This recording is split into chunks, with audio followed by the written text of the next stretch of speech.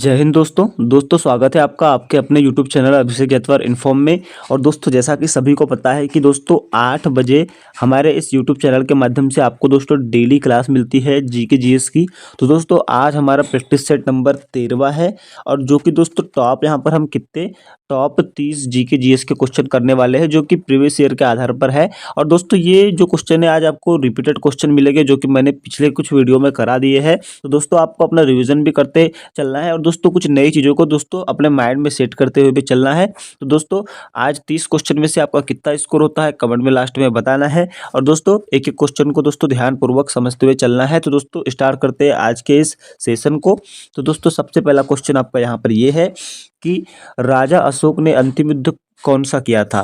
तो बता दूं कि राजा अशोक ने सबसे अंतिम युद्ध किया था कौन सा, कलिंग युद्ध। और कलिंग युद्ध के बाद जो है अशोक का हृदय परिवर्तन हो गया था, ठीक है ना। तो ऑप्शन नंबर ए आपका करेक्ट आंसर होगा। इसके बाद नेक्स्ट क्वेश्चन आ जाता है।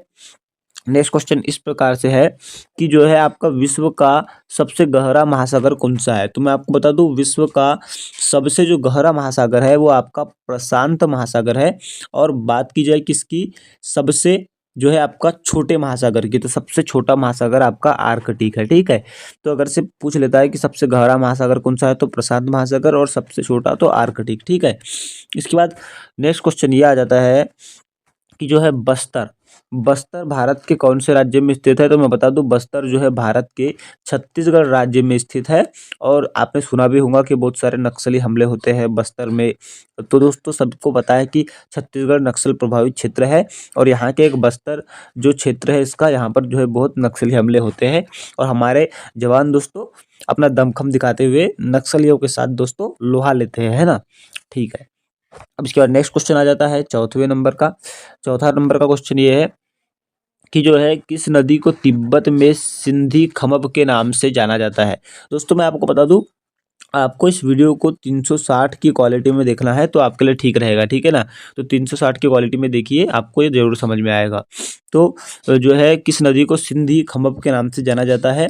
तो दोस्तों मैं बता दूं कि जो है सिंधी खमब के नाम से जो है आपका सिंधु नदी को जाना जाता है, जहाँ पे यहाँ इसे सिंध कहा गया है, ठीक है।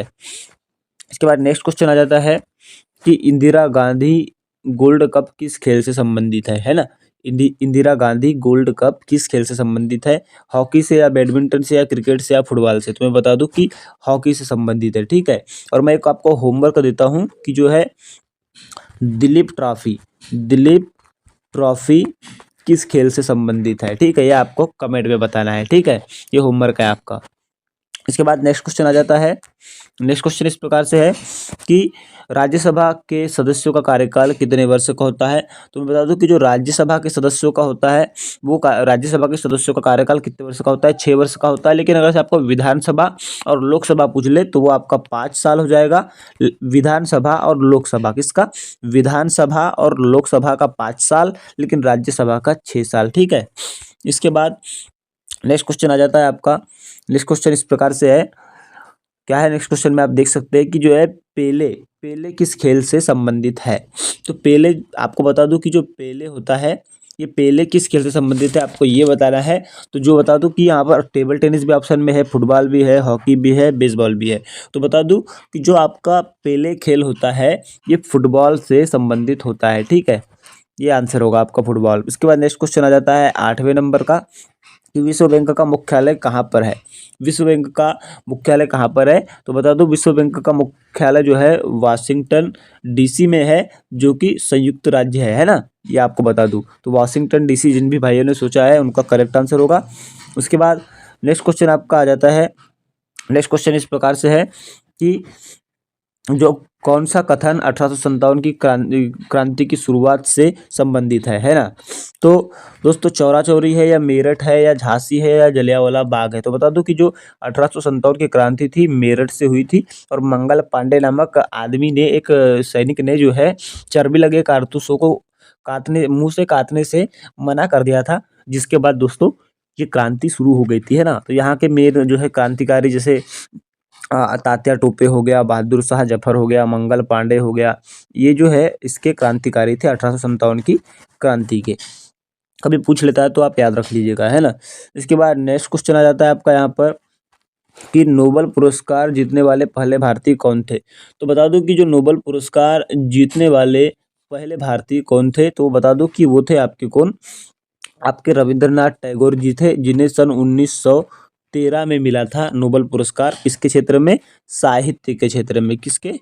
साहित्य के क्षेत्र में मिला था। ये आपको याद रखना है दोस्तों। इसके बाद नेक्स्ट क्वेश्चन आ जाता है आपका। नेक्स्ट क्वेश्चन इस प्रकार से है कि भारतीय सैन्य अकादमी कहाँ पर स्थित है। तो सभी लोग जानते हैं कि आपकी भारतीय सैन्य अकादमी जो है देहरादून में स्थित है, जो कि कहाँ पर है? उत्तराखंड में है। ये आपको बात क्या करना है? याद रखना है। आपको ये बात याद रखना है दोस्तों, ठीक है। अब इसके बाद नेक्स्ट क्वेश्चन आ जाता है।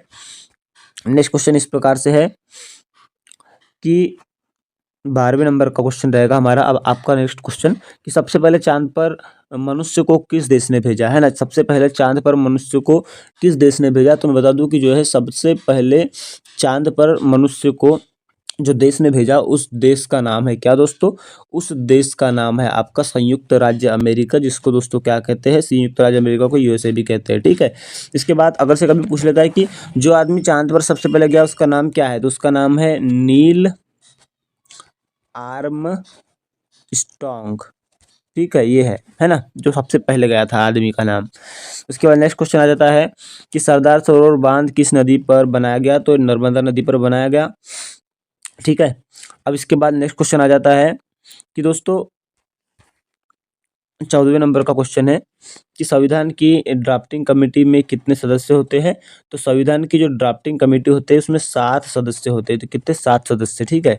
इसके बाद नेक्स्ट क्वेश्चन आ जाता है जोधपुर शहर भारत के खालिस्तान राज्य में स्थित है। किस राज्य में स्थित है?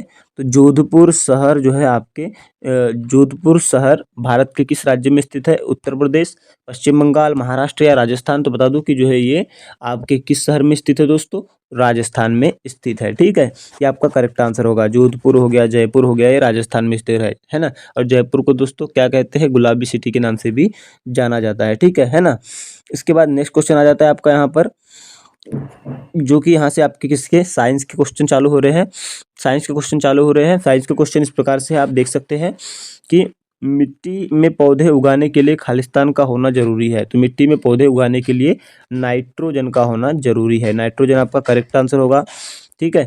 इसके बाद नेक्स्ट क्वेश्चन आ जाता है कि थर्मामीटर में कौन सा पदार्थ का प्रयोग होता है। तो सभी लोग जानते हैं पारा का प्रयोग होता है, जो कि क्या है? एक अपवाद भी है, ठीक है, अपवाद भी है।